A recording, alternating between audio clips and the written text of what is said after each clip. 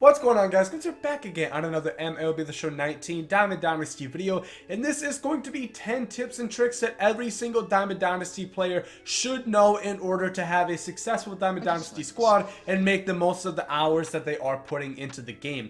Keep in mind that you may already know some of these tips and tricks either through your own discovery or through past videos, but I did want to make sure that I had this video be really helpful to everybody, both novice players and those experienced players. So hopefully there's at least one or two new things that everybody can pick up and learn from watching this video. But without further ado, let's get right into it. First, we are going to look at the team affinity programs, and if you have not seen my full video on how you guys can get the team affinity programs done for cheap and fast, top right hand corner there is a free, or not free, but a very easy way that costs minimal stubs that you guys can get the team affinity diamonds without having to go through the long grind of March to October. And basically it's going to start like this. So you guys see all the exchanges here, and we're going to look at the Red Sox, these three straight commons. We're just going to go to our Red Sox collection real quick, and there actually is a great way to bypass collecting cards and already having that progress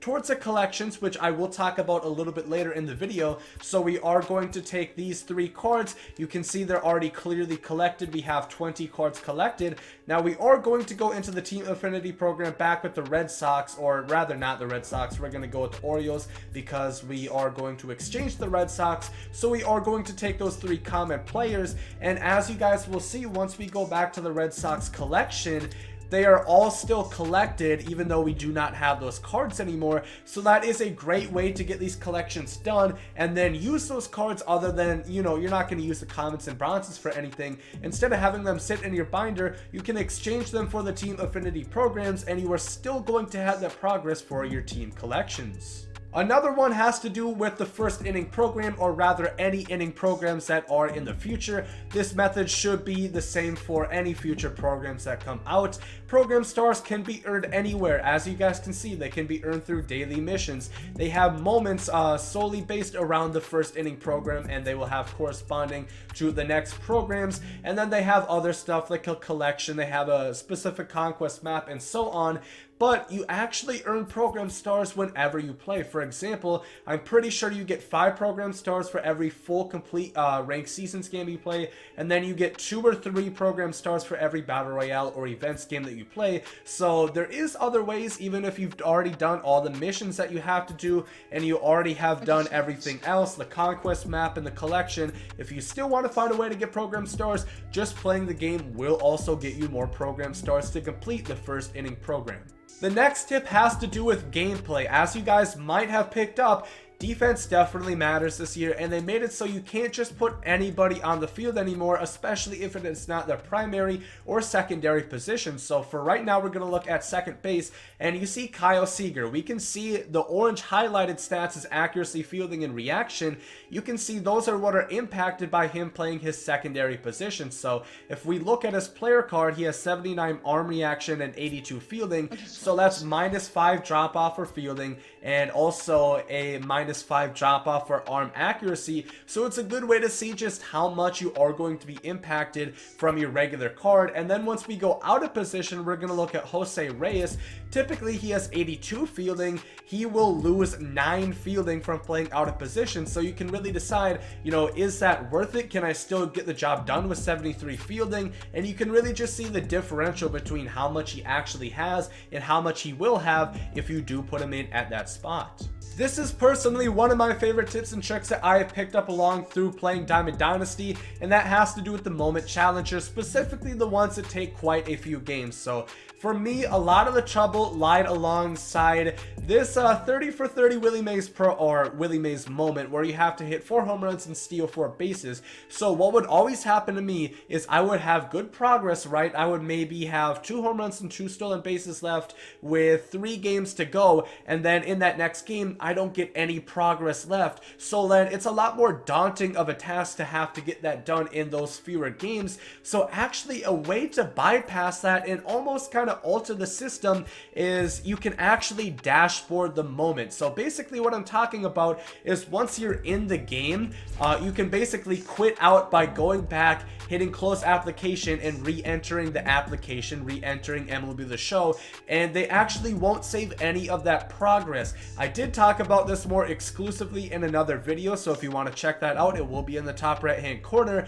But it's just very interesting because a lot of times I would have trouble because I was making good progress, then all of a sudden I have a bad game, and to maybe try to hit 2 home runs and a stolen base in one game, it could be hard. So if I quit out of that second to last game, I have 2 games that can keep giving it another shot until I finish it. So just to show you guys right now, we are going to dashboard right now, and I'm not going to cut this clip just so you guys know I'm not trying to pull something over you. I did this exact same thing in the full video, which I talked about it, but I don't know if this is exactly going to stay in the game forever. I had somebody in the comments told me this was fixed for March to October, but I'm not exactly sure. This is definitely interesting, but I just don't know if they have a way that they can kind of counteract it, because it's just tough, but it definitely is effective, and I think you guys should definitely look into this because, like I said, it really does work.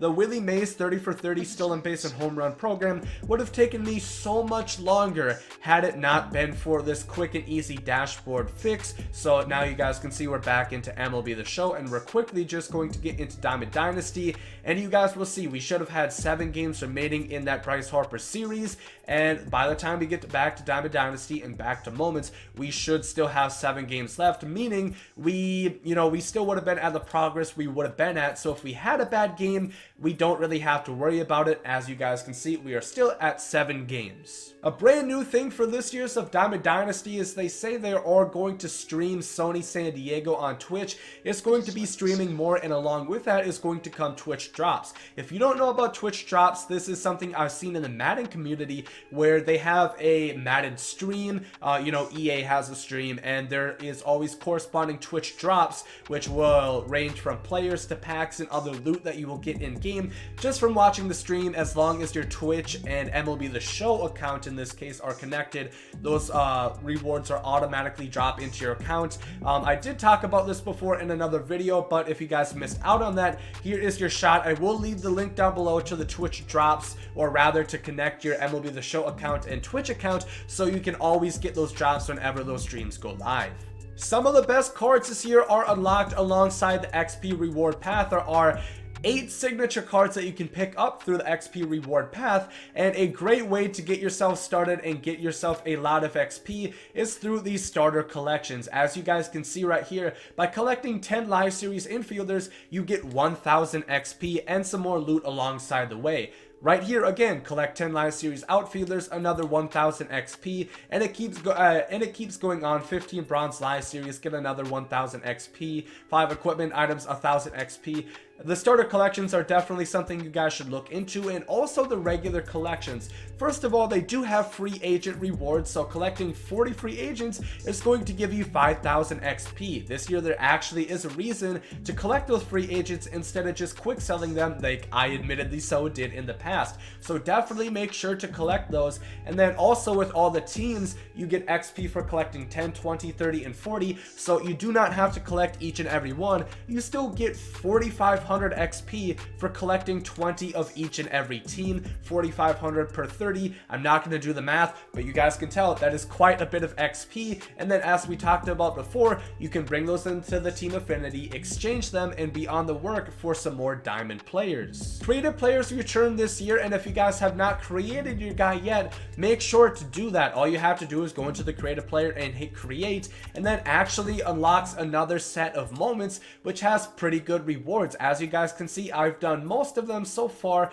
I've only not completed the pitcher, the center fielder, and the catcher, but you know, just through it is usually about 6 moments or so. That's 6,000 XP, 1550 stubs, 6100 XP, 6250, 1250 stubs, 1550 stubs. So you are definitely going to get a good amount of XP and stubs through doing those creative players, and you are also going to progress your creative players. So you know, maybe he's good enough to start for your team, but once again, that is just another great way to get a good amount of XP and stubs to start off your Diamond Dynasty season off right.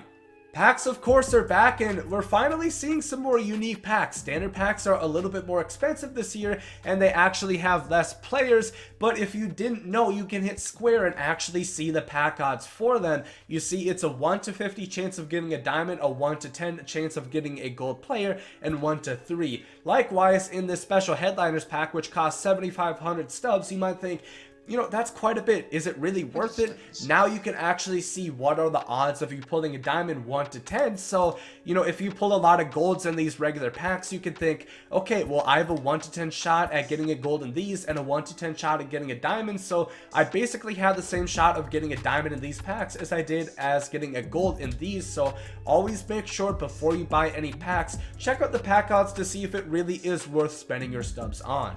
If you want an idea of what rewards are coming up, you can always hit the triangle button to check the pack contents of any pack coming up. As you guys can see, these are all the special edition diamonds that you get once you hit level 50 XP.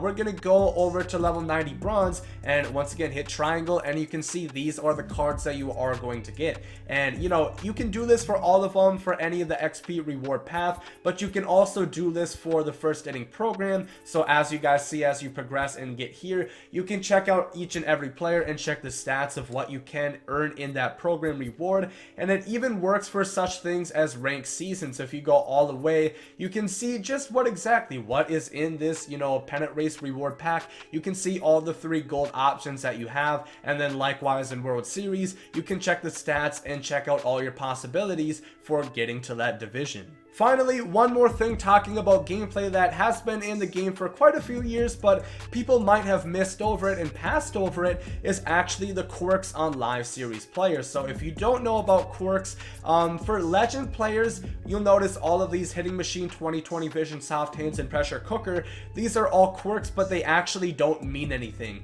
Hitting machine excels at getting base hits. That just means he has good contact. That doesn't actually mean anything.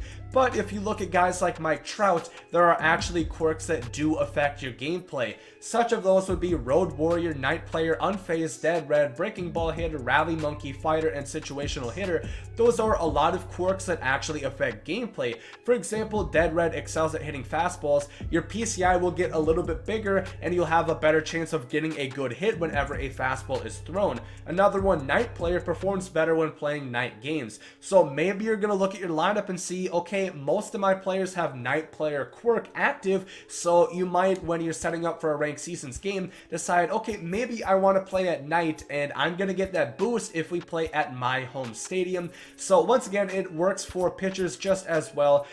There isn't usually as many, but Day Player and Stopper are 2 that both affect pitchers. It is important to know that not every quirk affects them.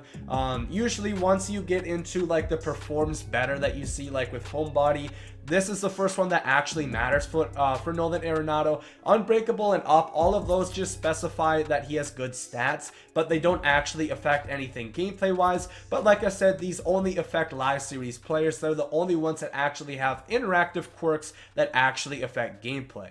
But that is going to do it for this 10 tips and tricks video that every Diamond Dynasty player, either novice or quite experienced, should be aware of. Like I said, these are 10 things that I've experienced and learned throughout my time playing Diamond Dynasty so far this year. I'm really enjoying it, and hopefully I learn more tips and tricks along the way and can make a follow-up to this video if I do find, you know, 5 or 10 more things that I think you guys should really know about and that you might not. Let me know down below in the comments anything that was new to you, any ideas that you've not thought of before. And yeah, if you guys did enjoy this video, make sure to like down below. Hope you guys have a great rest of your day, and there you guys comes out. Yay.